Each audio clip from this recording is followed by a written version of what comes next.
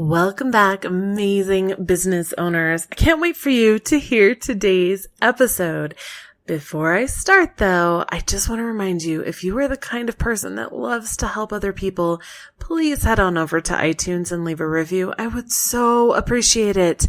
And if you do, I actually have a special gift for you. Just screenshot your review before submitting it, hit submit, and email that screenshot over to hello@businessstraightup.com so that we can send over a special gift to say thank you. Today's episode is with the amazing Luci Dumas. She is a photographer, long-time photographer, y'all, 38 years. For anyone that's new in the industry and is like, holy moly, that's a long time. You are right. Most small businesses go under within a few years, and she has beaten the odds. We are going to talk today about sales, the thing that so many people are afraid of, and fully stepping into a position of leadership so that you can be a trusted advisor for your clients and offer them that higher level of service. We're also going to talk about marketing and how to really find the clients that not only want what you do, but they're willing to pay for it. Luci even talks about the big recession in 2008 and 2009 and the actions that she took to grow her business during and after, which I so appreciate in the season that we're in right now. So thank you so much for pushing play today. I'm so glad you're here.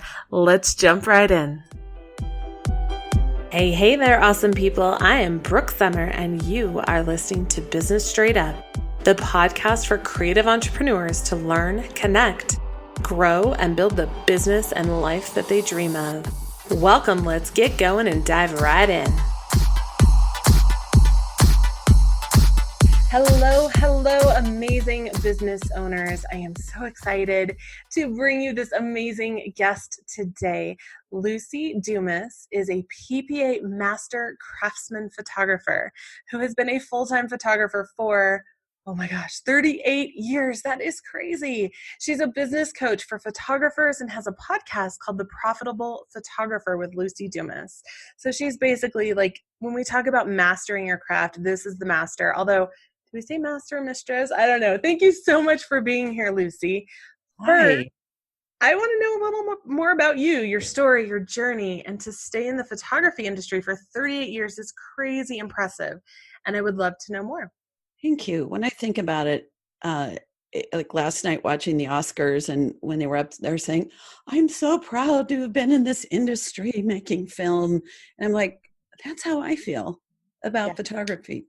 How wonderful to spend, better part of my lifetime so far photographing and creating art for people's homes and lifetime treasures and getting to grow as a person, because entrepreneurship to me is the fastest and hardest way to become the best version of ourselves, to have those things that are in us that need to come out, have the opportunity to shine, and those, roadblocks, those personal challenges to get healed and all that stuff. So I am grateful every day that I discovered what it was I was supposed to do, and that I am the kind of person that makes things happen. So my starting is I was working in the airport. I ran a little business there doing foreign currency exchange and insurance. It was kind of accidentally given to me as a business, and that's another story. And I'd always had junky cameras and loved photographing, and I was like an artist looking for her medium. And then the first time a friend had a 35 millimeter, and I took a few pictures with it on auto, I think it was aperture. It was like the world opened, and I realized I could afford to buy a camera. And then I was addicted, and I learned darkroom and I found mentors that helped me and critiqued my work. And then when a recession hit in 82, big one, they canceled my contract, and because I'd had a guarantee at the airport. Mm-hmm. And like the magic 8 ball, when I kept, what do I want to do? I kept thinking photography, and it was like, everything points to yes. It's a thing on the magic 8 ball. And Yes. so by hook or by crook, I figured out how to make this work. I joined PPA. I thought I had to already be successful to join my local chapter. So I waited too many years. It took me about 3 years to become full-time. I know it would have been about a year and a half if I had shown up in the room and gotten educated and gone to the week-long class. We have a local West Coast school where you spend a week with a photographer and a small group of people. I started with weddings because I could see that weddings and kids are my heart. At least back then it was both. But I could see that wedding photography was, for me, the easiest way to start making good money because people need photographers. And I'm a natural networker. I didn't realize that. But as I look back, if I'm happy with a service, I tell everybody. And so what happened was then people referred me back. And I had a cake baker. I don't know how I found her. She did my wedding to Mr. Dumas. We're not married anymore, but it was such a great last name. I kept it. Don't you think? Luci Dumas. Yes. And then I referred her, and she saw the work I did for her bride. And we doubled each other's business in a year because we referred each other exclusively because we were big fans of each other. Yes. So that grew. And then I started knowing I was going to hit burnout pretty soon. So my other love is kids, especially babies. I love them little babies. Back before anyone was doing baby photography. In fact, all the guys, because it was kind of a guy's world back then, would send the babies to me, especially if they were under like 9 months old. And you're like, perfect. Like, bring it on. Right. Yeah. So that, and naturally, when there's babies, there's families. And it all kind of evolved to where one day I realized, oh my gosh, my best clients are grandmothers of young grandbabies. Because they buy portraits for themselves and their daughter or son. Because they either had them of their child and want to be sure they have it of their grandkids, or they couldn't afford it and they're darn well going to get those now. Yes. Yeah. So that, and then I've always been a mentor. But maybe 5-6 years ago, it kind of was like a bolt of the blue that it was time for me to become intentional and create a business and help more people more deeply. Because it's funny, when people get free advice, they don't take my advice quite as much. Oh my gosh, that's so true. Yes. Yes. Some people do that. I have friends who introduce me as their mentor but one of them, and she finally said, okay, it's time for me to pay you. And in our, I think we did a 6-month program, her business grew faster than it had in 10 years as her, I call it friend tour. Yes. Right. Yeah. One of my mentors tells us all the time, the transformation is in the transaction. And it's so true, because when you pay for something, you value it more. Right.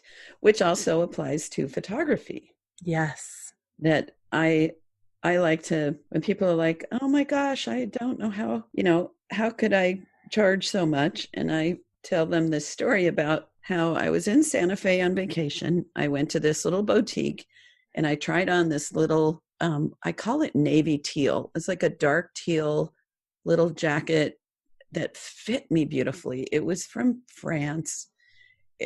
I looked so good in it, and it was $300. And back then, $300 was like $2,000 now to me, in my where I was financially. And plus I had been spending a bunch of money on this vacation. I went back every day for 4 days, tried it on again. The last morning I realized I need to buy this because I know when I get home, I'll have to pay shipping. Yes. And people, every time I wear it, people say, oh my gosh, that is so beautiful. You look so great in that. Now, if I had said, yeah, and it was marked down from $300 to $59 at Marshall's, Mm-hmm. I wouldn't value it as much as then the story of like, oh my gosh, yes, I got it in Santa Fe at this little boutique. And, it was a stretch, but it was worth it. It's my favorite thing. Yes. So with photography, when we charge well, and I don't know about you, but I like to get them right to that point of discomfort, but still okay with it. Mm-hmm. In Yep. terms of investment. 3 to 7 wall portraits is my average, and Mm-hmm. most people also get a book.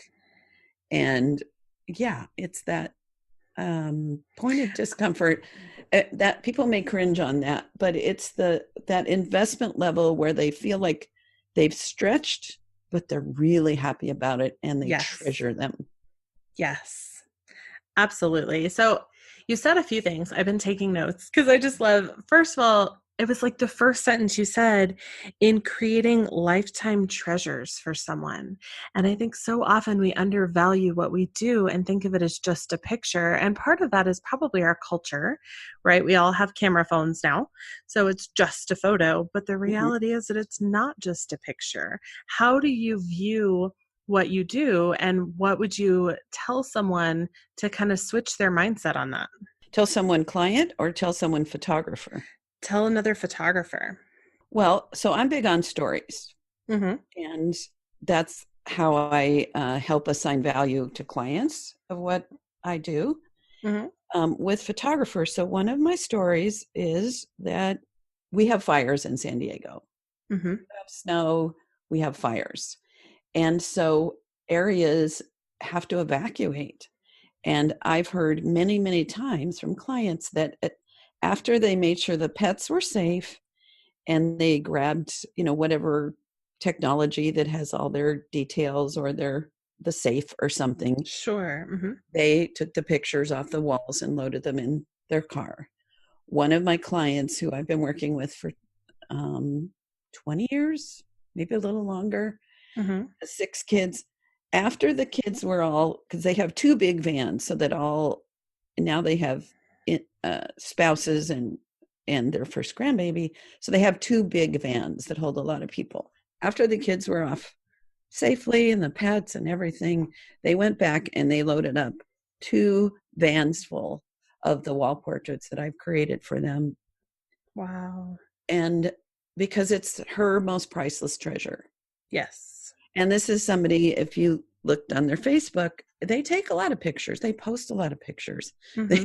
Every Christmas, they all have matching onesies and they do pictures. They have a staircase. And at least twice a year, she'll post a picture that they take with, I don't know who photographs it, but where they're on their stairs. So she's taken photographs herself, and yet Mm-hmm. she also invests well with everything that's important. We've done 6 first communions, 5 Wow. senior portraits, 3 family portraits, and 1 wedding so far. Wow. So ask her about the value of portraits. So the Yes. point of that is that I just told you a story that shows how important it is to someone to have these in their home. Yes. They're crazy valuable, and so Yeah. many people underestimate the value of that. And also the value of printing ourselves. Yes, which Because I actually don't do because it scares me. really, But yeah, I just we'll have like, to I'm talk worried about I'm not going to get the colors right. I'm not going to get something right. So I figure I'll just leave it to the professionals. But I have watched people do it oh, amazingly well. okay. I don't mean printing ourselves. Oh, okay. Whew, that makes me No, feel better. no, no, no, no, no. There's no, even if I could do as good a job as my favorite lab, Mm-hmm. I don't have the time. No. No, that's not my job. I'm not a printer. I'm an artist and a businesswoman. But printing ourselves, meaning not handing over files and Oh, yes. expecting them to make the prints, do them right, actually do them, get them framed properly.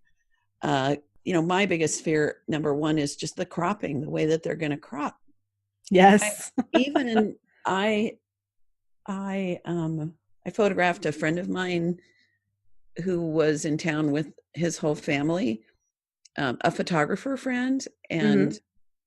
I insisted, even though anyway, I made the prints so that I knew, I had my lab make the prints. So Mm-hmm. I knew they were right for him.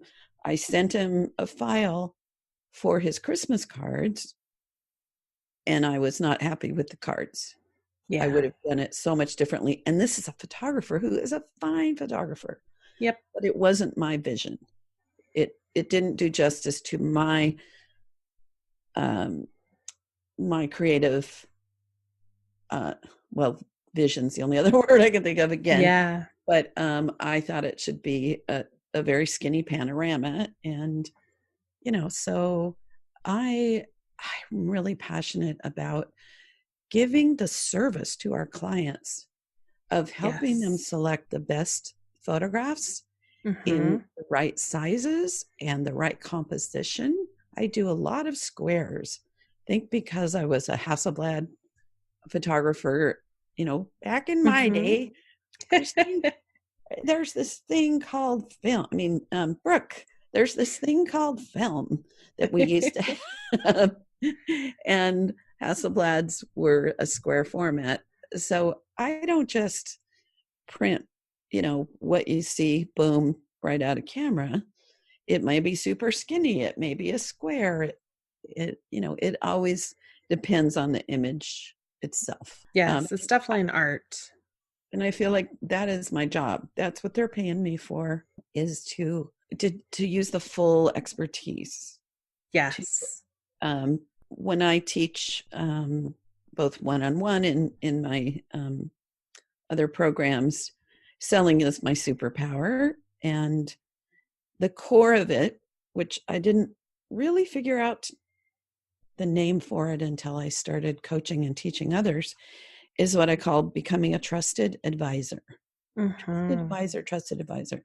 So from the first contact to establish myself as an authority, as a friend, as someone who cares about them, as also an artist. And so then every step of the way, they begin to surrender to my leadership, so that by the time we're in the sales room, there I'm helping them make choices and advising them on which are the best, how many they need, where they can put it in their homes, what sizes, and what composition. Yes. And I think that it's really important to acknowledge that being a trusted advisor for this entire process means that you're not some slimy salesperson. No, Like, you are truly serving your clients by offering them this service. You're not going to sell them a 40 by 60 piece of wall art for a wall that it won't fit on. You are there to advise them and truly create based on their needs and wants. exactly. Now, and I like that you use the word wants, because I hear people a lot saying, "Oh, I want to listen to them and what they're looking for." Well, as the trusted advisor, I know that they're not going to know what they want Mm-hmm. until we've planned the session, done the session, and they're sitting down with me, and they see the results. That's when the want happens. Yes. Most people do not say, "I want 7 wall portraits for my home. I'd like one over the fireplace.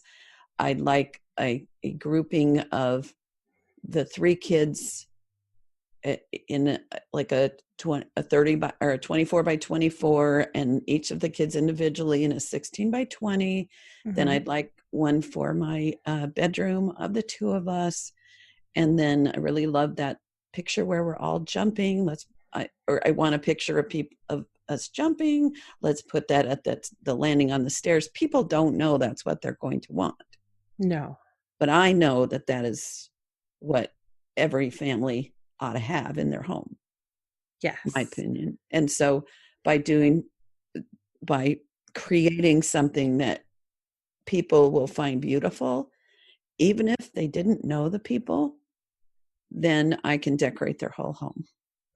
Yes. And not everyone will want exactly what we think they will want. And that's okay too. But it's our Yeah. job to really walk them through the process. Right. Right. But they don't, like, there's a lot of people that don't think they want a wall portrait initially. And instead of Mm-hmm. being like, oh, okay, then I'll just have a bunch of 8x10s, I began to advise them on why having something that warms your heart, that you look at every day as your family grows, changes, gets older, graduates, has kids of their own, how much that's going to mean to them. That is part Yes. of the education as their advisor. Yes. Yeah, And it's so I specialize in boudoir, and it's so funny, so many people think that that's not the case for boudoir, right. because who wants sexy photos on their wall? And I can tell you it is so the case. Like, women want to see themselves in a light that is empowering, so that they're reminded every day. And that's what these photos do, right? Any piece Mhm. of art that you put on your wall is a reminder, and it's a reminder of a memory or a connection or something that's important to them. And we should never underestimate how powerful that really is and how important it is. I love hearing you say that, because there's kind of a culture, I think, in the contemporary glamour boudoir that says a woman wouldn't want a wall portrait of Oh herself. man. And in Yes. fact, I had a conversation with somebody just over the weekend who said, well, I wouldn't want it for myself, so why would I sell it? And I said, okay, have you ever had somebody consult with you, learn about your decor, learn about who you are as a person, give you an amazing experience, and then show the results to you projected large, put to Mm-hmm. music? Have you ever had that experience?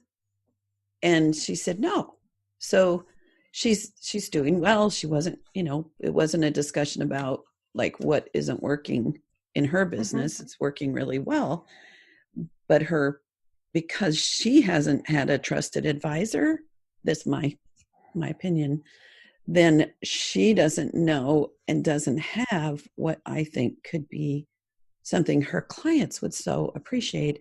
And it would change her life too. That's what I think. Yes. So if the listener is a family photographer and you don't have a big beautiful portrait of your family in your home that you get to understand what it means to you. Like my parents, my dad is gone. My mom is 96, almost, or 95, 96, born in 24. So Wow. she's old. Mm-hmm. But I have this beautiful portrait, large, in my home of just my mom and dad when they were in their early 70s, and still, look like the them that I think of when I Mm-hmm. think of my parents. What if I only had a 5x7 of that? I've missed thousands of moments of getting to feel like my mama and daddy are still with us. So, Yes. yeah, I got a little tear, of Yes. course, thinking about that. Oh. My dad was so special. Died way too young. That's the other thing. We're all going to go, And and we never know, we never know. And so right? capturing and celebrating in wall portraits. And I also like storybooks, but people don't look at them as much as you do if it's, in the home as art. Yes. Yes. And I always tell my clients, like, I'm not trying to be morbid, but the reality is that we just never know.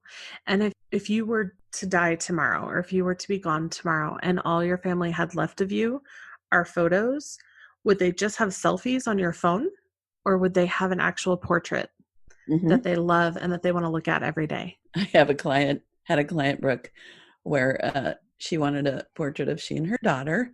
Mm-hmm. She's probably was in her early 70s, and she said, I want you to also take my obituary portrait. Wow. Good She for said, her. I'm not sick. I might live another 25 years, but I want something that we can put to the side that my family knows this is what I want you to use in the paper and at my Good for memorial. her. And I'm like, only, I think it was back, might have been Marathon Press. I believe they used to do more programs on marketing. Like Mm-hmm. somebody would come to town, and I think it's them. And they're like, what is the best message when you're, let's say they're big on postcards and things like that. And clear in my mind, they said, all of your advertising will be more powerful if basically your message is, you're going to die. And then they showed, like a card that said,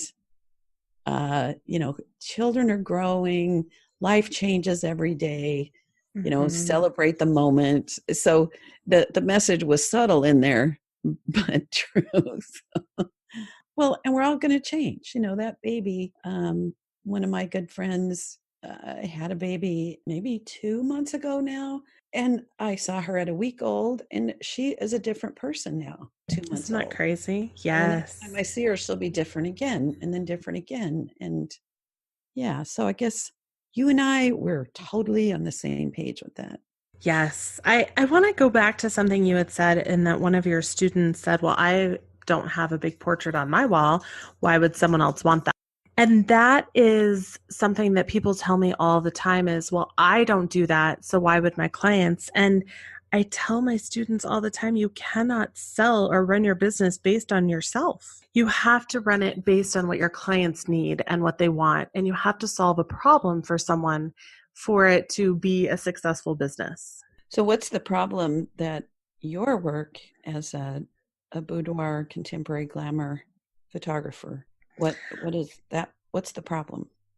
There's a few, but most of my clients come to me because they are noticing that their life is changing drastically.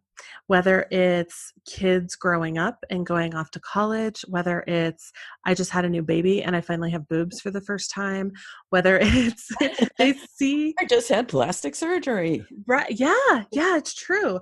They see something changing in their life and they realize that they want to document that change. They Mhm. also see that they are still a person despite what they've gone through and that that person Mm. still matters.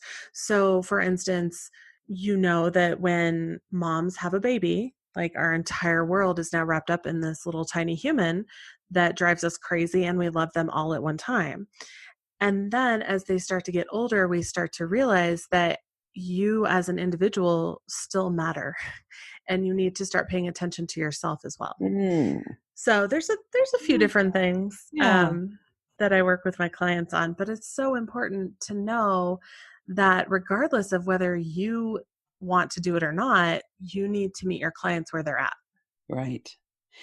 I had an idea recently, and I'm going to pass it on to you and any other people that do glamour photography. You ready? Yes. Okay, so someone said they did boudoir, and I thought she said boob-oir, B-O-O-B. And what flashed in my head is that that could be an amazing, not charity, but an amazing give back to, like, let's say once a month. So if that was my specialty, once a month I would photograph someone just before she has surgery that Yes. has cancer. I would align myself with oncologists, people who know and could send somebody my way that is very deserving. This in no way would be a moneymaker for me. When I've Hmm. worked for San Diego County Adoption, it was all about getting those kids homes. Yes. So having calling it boudoir as a as a fun little attention getting hook. And anyway, so I'm just passing that idea on to you and Yes. your listeners. Yes. And I actually have worked with several women who wanted to document their bodies before mastectomies Right, because, that's what I'm again, talking about. yeah, and it's a huge change, right? Yeah. And so I personally have never had to go through that. So I don't know the struggles personally, but from what I've heard, it causes you to wonder, are you still female? Because it's such a part of being Ooh, female, right? And right. so you have to kind of get through that, Uh, that it's not a part of your identity, and walking through all that. It's such an amazing time to be able to walk with someone through that. right. So, you're saying you do it after the mastectomy. No, I've done both. So I've done Yeah. before and after. Yeah. Yeah. Anyway, okay. What else you got? What other questions from? So I know that you and I both believe really strongly in artists having a successful and profitable business, because Ah, I always tell people the cliche of the starving artist can suck it. It needs to go. you can suck So, it. Yeah. oh, what do you think is the number one mindset block for most creatives and photographers when it comes to actually selling and accepting good money for what they do? I do a talk called Creativity into Cash. Mm-hmm. And I think for artists, now there are photographers who really started out with the business mindset that decided to do photography as a business. Mm-hmm. Most of us have this passion and um, did not go to marketing school or are not comfortable selling. And I think of like when we're kids and we make something and we bring it to our parents to show them and hope they'll go, oh, that's amazing. So as artists, it's like we're creating something and then we like take it to our clients and say, here, I made this. Will you give me money for it? You can see me because I'm holding my hands out with this pleading, insecure look. So it's so hard not to be attached to people's response and take Mm-hmm. it personally if they don't buy it. Mm-hmm. So one of my favorite books is The Four Agreements, Don Miguel Ruiz. Yep. And don't take anything personally That's is hard. one of those four agreements. And so Yes. whenever I feel like hurt by anything, but especially if somebody, I do some work I love and it's beautiful and they don't buy it, it's not about me. Correct. So developing that separation and then also learning the skills to sell and to market so that you do get more people saying yes. I mean, I Yes. can bring my work to highly unqualified people and they're not going to value it. They may be unqualified either because they can't afford it or they just don't care about having the kind of work that I do in their And lives and that's spending the really money. hard. What's hard? That, like, knowing that there are people that don't care about photos like we do. I know. Really? Are you kidding me? Oh my gosh, it's hard. My best friend for her wedding was like, "Yeah, I don't care about a photographer. Can you just take a few photos?" And I was like, "No." Okay, so get this. I told you about the portraits I did of my mom and dad. Mm-hmm. My sister didn't want a wall portrait, and I gave her a 16 by 20, and she didn't want to display it. And I said, I just gave you a gift, and I'm going to frame it, and you are going to put it on your wall for a year. And now, of course, she loves it. But Yes. now my sister does display small prints in a way that is really delightful as you wander through her home. There's the history of our lives.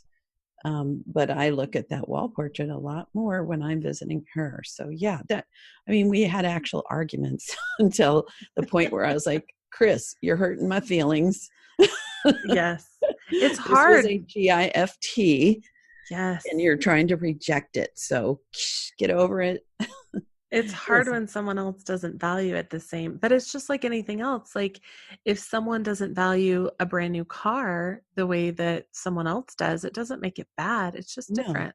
If you gave me season tickets to any sports, Super Bowl, bought me a motorcycle, you know, a number of things, I would sell them. I do not value those. I Yes. value other things. And so learning to detach as artists and also learning how to find the people who will value what we do and can afford it. That Yes. is our job. And And that is, we can't take it personally if they say no thank you. We just have to keep growing. And like I said at the beginning of our chat, some of those insecurities, it's beautiful that those show up, because that shows up, no doubt, in other areas of our lives. Yes. And so when we can conquer that fear of rejection, we'll say, in that one area, it's like a muscle that gets stronger. And, we can be on a date with somebody we really like and they don't want to date us again. And it's not as painful. Yes. Because we've learned how to roll with people saying no thank you, and knowing other people will value it, and our job is to keep dating. Keep doing Yes. work. I wish that I had learned that so much earlier in my life. And my daughter is 5, and I keep asking myself, how can I teach her that before she's 39? Which is when I finally learned it, right? Was like Yeah. last year. Yeah. And it's so like it's so freeing in It is. every area of your life. It is. It is. Before I could say yes to being a coach, Mm-hmm. I had to get over the devastating fear of criticism. Yes. I would go, like I call it, the self-esteem flu. Oh. And I have a coach. I think great coaches have coaches, Mm-hmm. and maybe even not great coaches have coaches, but and I, would bring that to her. Well, Tracy, I got the self-esteem flu, and then we sorted out, and then I don't have that anymore. And because, as someone that's helping others, there's no such thing as perfection, and any relationship has ups and downs. Mm-hmm.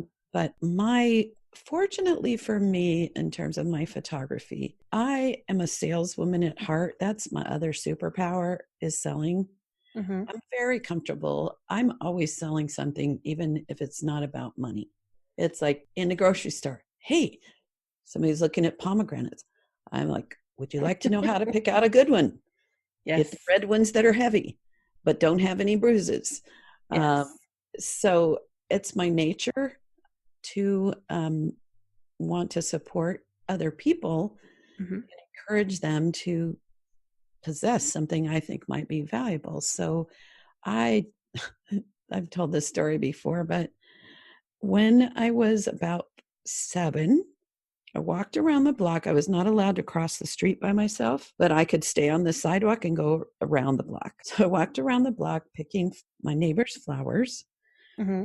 I did not know that God just didn't put flowers in their yards. So, I was stealing their flowers. I just didn't know it. And then I went home and made little bouquets and walked back around the block and knocked on doors and sold them their own flowers back. So that's the first time I remember making something creative and then selling it. And Mm-hmm. I got some nickels and some quarters and some dimes. And that made me happy because I could get more popsicles. Yes. That's so funny. I feel like most of the business owners that I know have some sort of story of being an entrepreneur at a young age. Really? Yeah. Yeah, and we all, whether it's like selling Girl Scout cookies, I was the top in my troop or whatever, we all have something, because I feel like it was just born into us. It's a gift that we're born with. But some people are not. And so Yes. there are strategies, like my strategy. I take deep dives into 6 different areas. And the first one is the telephone. And the next one is the consultation. And then the next one is the photo session, both how I photograph, what combinations, different things, and planting seeds, continuing to Mm-hmm. water and fertilize those wall portrait seeds and album seeds. And then there's the sales room. And then there's objections, because that's a big one. And Yes. the number one is first of all, is the concept of the trusted advisor, and what it looks like to establish that authority, to be in a leadership position with our clients, to have them, kind of surrender to our wisdom and experience and guidance, Mm-hmm. And yeah, so it can be learned. Some of us were born to it, but I know very good salespeople that were not good at it until they got the strategy. So yeah, I'm Yes. all about that. Is for me marketing. Now networking is really natural for me. Mm-hmm. I've had to learn marketing. There are some people that just have a marketing brain. I have a networking brain, but the strategies to market, that's an area that I've had to put more effort into.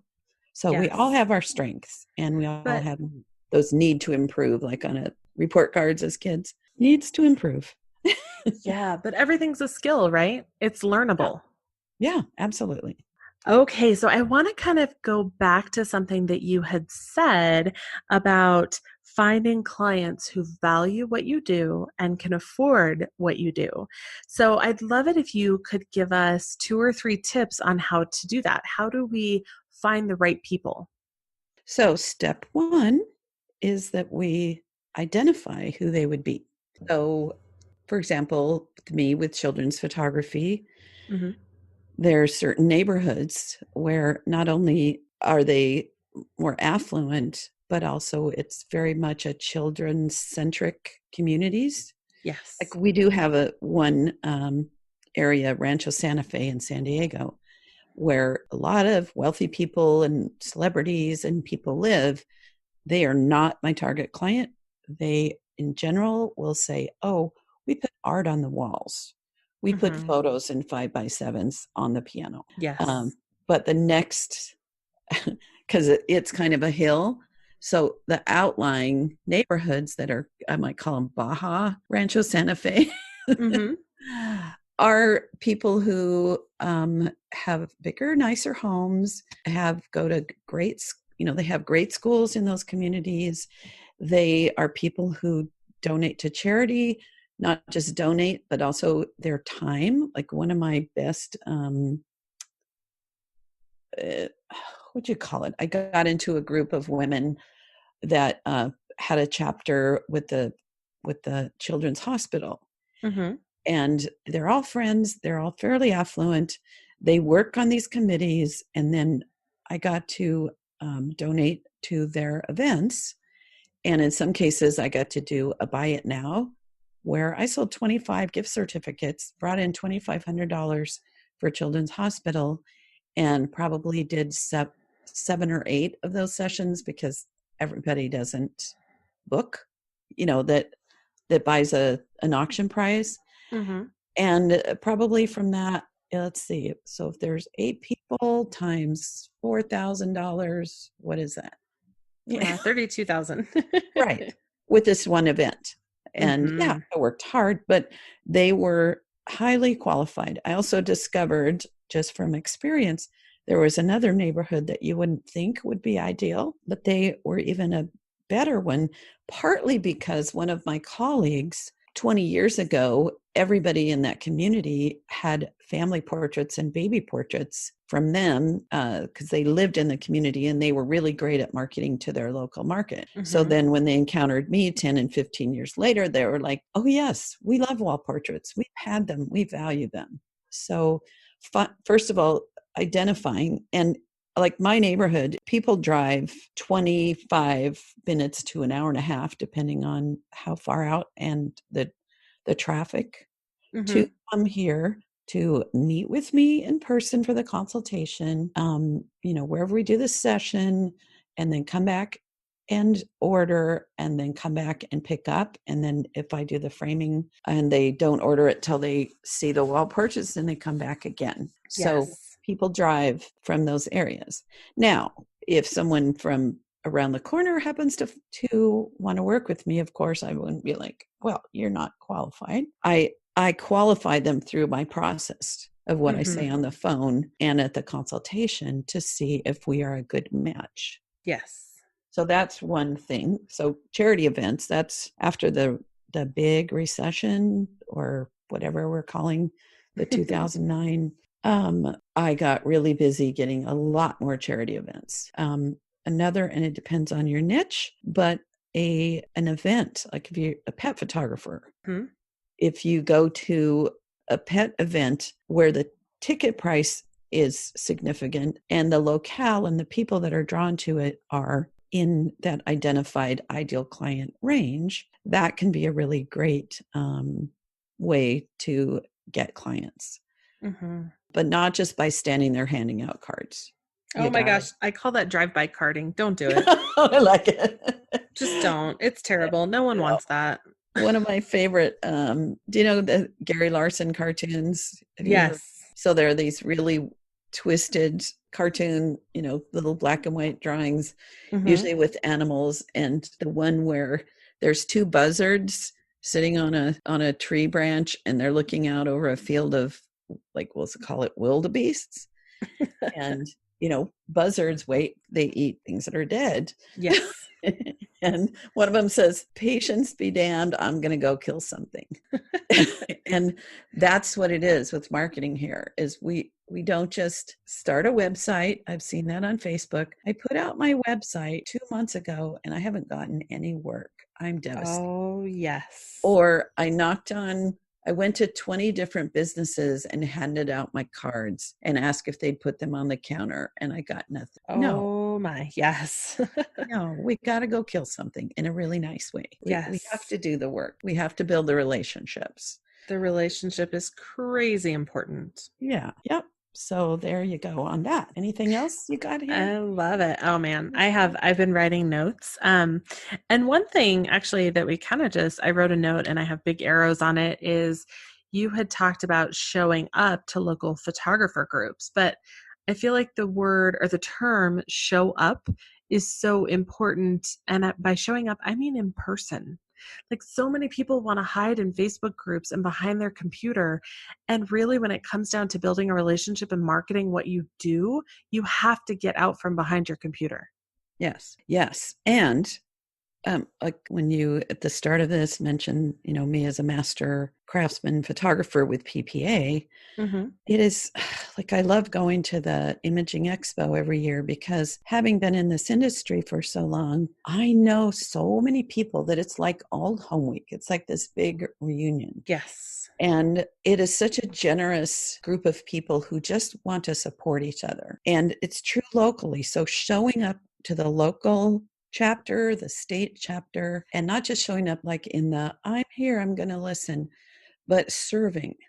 I have seen so many people in my local organization start to come regularly. When I talk to them about their business, they're like, it's not so good. And then get on the board and start to serve and enter print competition and, get on some of the higher speaker chair, and their business then begins to thrive. Yes. My good friends, Janet Bark, who is currently our local photographer, she just had an open house for her and a friend's studio. And I remember 3 years ago, her struggling to make any money, but I've watched her gain confidence. She's not somebody like me that's like, give me that mic.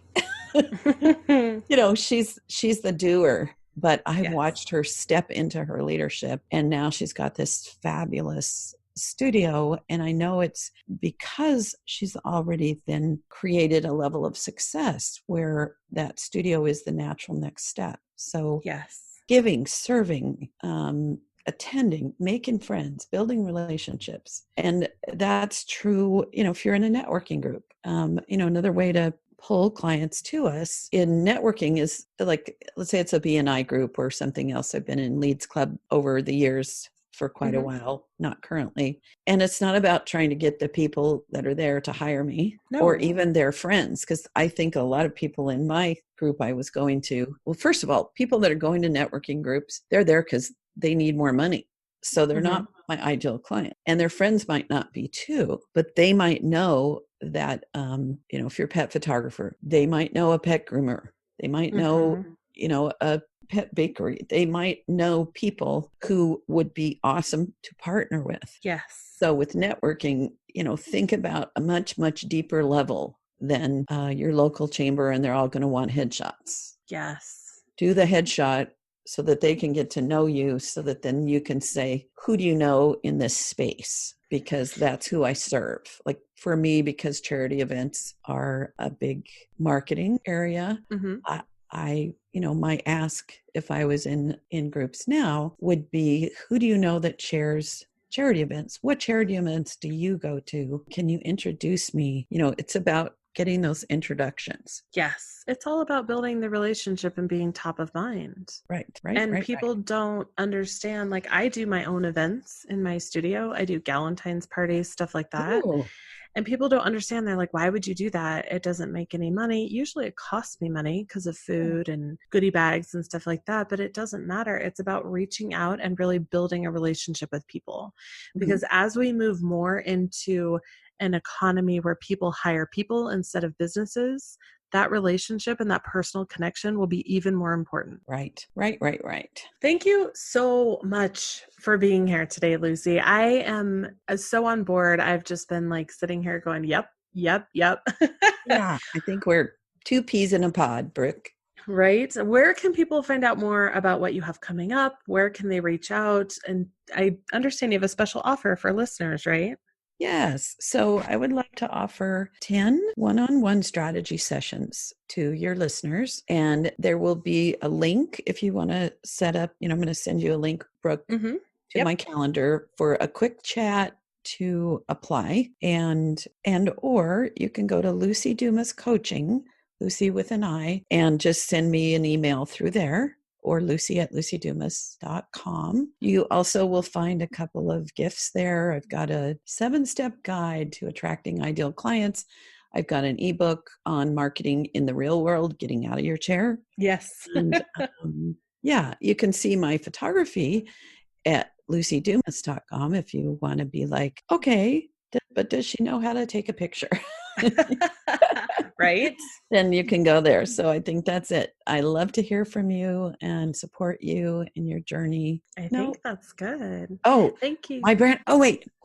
My brand new Instagram is the profitable photographer _pod. So I'd love for you to check that out. And also my podcast, which is the profitable photographer podcast.com, or on all the, YouTube, iTunes, Spotify.